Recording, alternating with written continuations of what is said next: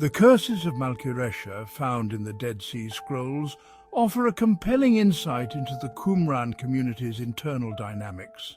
Rather than being a call to action to judge others, these curses function as mechanisms for self-directed influence, reinforcing the community's values, cohesion, and identity. Through a detailed analysis of the interrelated components within the curses, we can see how they serve as tools for self-regulation and internal reflection. At the core of the community's practice is a triadic relationship that interlinks internal integrity, commitment to righteousness, and divine favor. The curses play a vital role in maintaining this balance. They act as a form of self-reflection that strengthens the community's internal commitment to its values. This increased commitment, in turn, enhances community unity, reinforcing the practice of issuing curses. Through this process, the curses ensure that the community maintains a stable coexistence where its values, integrity, and divine favor are interdependent and mutually reinforcing. The curses also serve as self-correction mechanisms. By recognizing internal flaws, the community invokes curses, aiming to achieve internal purification and strengthening.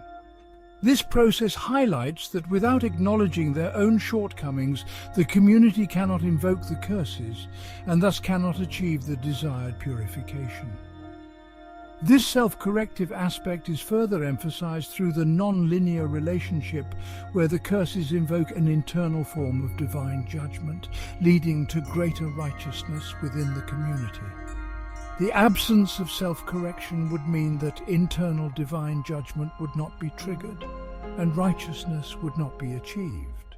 Moreover, the curses function as a form of self-regulation that aligns with internal cohesion and divine approval. Internal cohesion necessitates self-regulation through curses, and divine approval is both a result of and reinforcement for this practice. The curses and community cohesion together bring about divine presence and favor. Internal reflection combined with divine favor reinforces community cohesion, and the unity of community and divine favor upholds internal reflection. Through the recitation of curses, the community enhances both internal integrity and divine favor. Internal integrity ensures that the community upholds self-discipline through curses, and divine favor reinforces the practice of self-discipline and maintaining internal integrity. The community's moral integrity, without self-regulation through curses, would lead to a demand for opposition to internal corruption. The active opposition to corruption necessitates self-regulation. When self-regulation and opposition to corruption are aligned, they reinforce the community's moral integrity.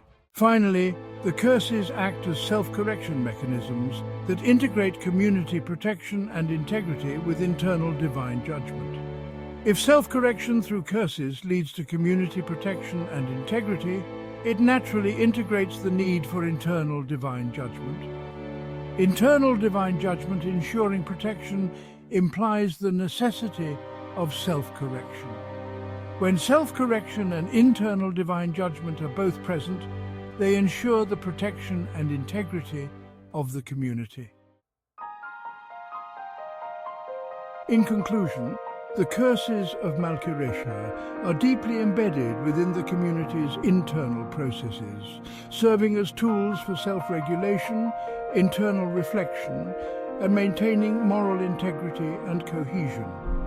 They are not merely calls for external judgment, but are integral to the community's internal dynamics, ensuring that the Qumran community sustains its identity, integrity, and unity. Through these self-directed influences, the curses reinforce the community's commitment to its values and divine favor, highlighting their role in maintaining a stable and cohesive community.